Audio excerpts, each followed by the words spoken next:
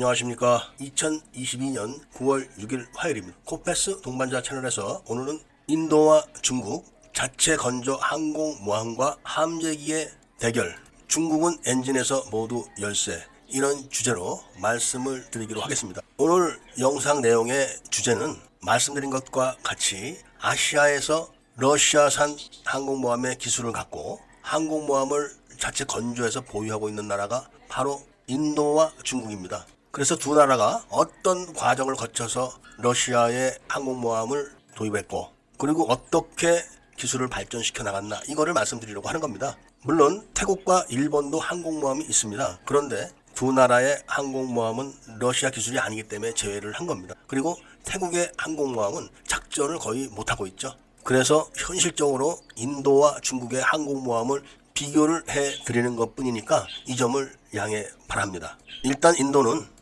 비클란트 항공모함을 자체적으로 제작을 한 겁니다. 그리고 거기에 대해서 무한한 자긍심을 갖고 있습니다. 인도 총리가 이제 인도는 진정 노예 생활을 끝냈다, 이렇게 선언을 할 정도로 자긍심을 극적으로 표현을 했었습니다. 비클란트에 탑재된 엔진은 인도가 라이센스 생산을 해서 얹은 그런 LM2500 가스터빈 엔진입니다. 배수량은 42,000톤 정도 되기 때문에 함재기로 미그 29K 또는 테자스2 헬리콥터 등을 탑재하는데 모든 시험 과정을 정상적으로 다 거쳤기 때문에 함재기들이 무장을 충분히 하고 연료를 충분히 탑재한 상태로 출격이 가능합니다. 그리고 인도는 이런 자료들을 다 공개를 하는 반면 중국은 그런 자료들을 공개를 하지 않고 있죠. 그리고 중국이 국산이라고 지금 했던 002형 산동함은 덩치는 더 큽니다. 7만 톤급 정도 되고 함재기도 더 많지만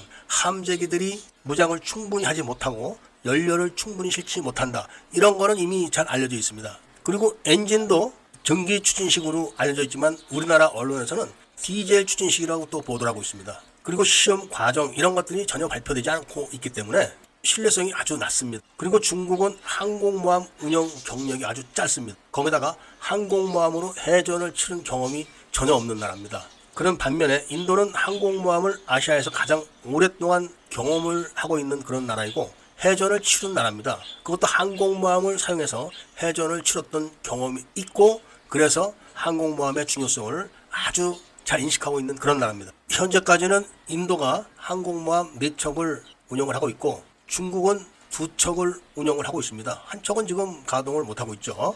이런 상황에서 중국과 인도가 대치를 지속하고 있는데, 이런 인도와 중국의 항공모함에 대한 운영 비교를 한다는 것은 앞으로 우리나라가 보유하게 될 항공모함을 어떤 방식으로 건조를 하고 어떻게 운영을 하는가, 이거를 준비하는데 굉장히 중요하기 때문에 말씀을 드리는 겁니다. 현재까지 인도나 중국은 함재기를 스키점프 방식으로 이륙을 시킵니다. 그렇기 때문에 미국 항공모함처럼 사출기로 이륙시키는 것보다는 가동률이 훨씬 떨어집니다. 우리나라가 항공모함을 도입하게 되면 당연히 사출기를 장착하는 게 좋고 함재기에 장거리 공대함 미사일을 보유를 해야 됩니다. 그런 면에서는 중국이 인도보다 공격력이 훨씬 약합니다. 바로 장거리 공대함 미사일의 신뢰성 문제죠. 이렇게 인도와 중국은 항공모함을 앞세워서 해전을 할 수 있는 준비 태세는 갖춘 겁니다.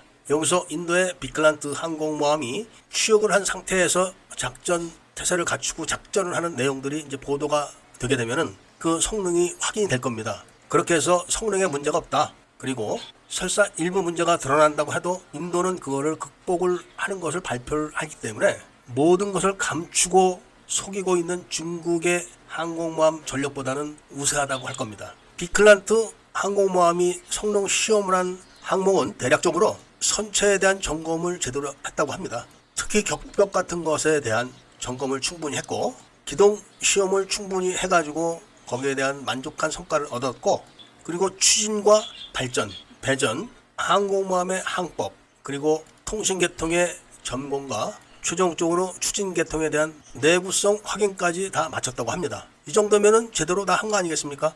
앞으로는 함재기 운영에 대해서 본격적으로 준비를 하고 작전에 들어갈 텐데, 이미 인도는 미그 29K하고 테자스2의 함재기를 다른 항공모함에서 충분히 운영을 했었기 때문에 별 문제는 없다, 이렇게 지금 사람들은 보고 있는 겁니다. 이 정도 되는 항공모함을 갖고 있어도 인도 총리가 전 세계를 향해서 이제 인도는 진정으로 노예 상태를 벗어났다. 이렇게 공언을 할 정도로 자부심을 갖게 된 겁니다. 그리고 후속함이 한 척 더 나오게 되어 있습니다. 이런 결과를 유심히 살펴서 우리가 앞으로 보유해야 될 항공모함은 어떤 항공모함을 가져야 되는가, 이 점을 말씀드리고 싶어서 오늘 영상을 제작을 한 겁니다. 문재인 정부 때 결정했던 한국형 항공모함은 절대로 건조해서는 안 된다, 이런 말씀을 드리고 앞으로 거기에 대한 다른 영상을 준비를 해서 좋은 내용으로 공감을 얻을 수 있는 그런 영상을 제작해서 알려드리도록 하겠습니다. 애국 시민들과 밀매분들께서는 구독을 꼭 해주시고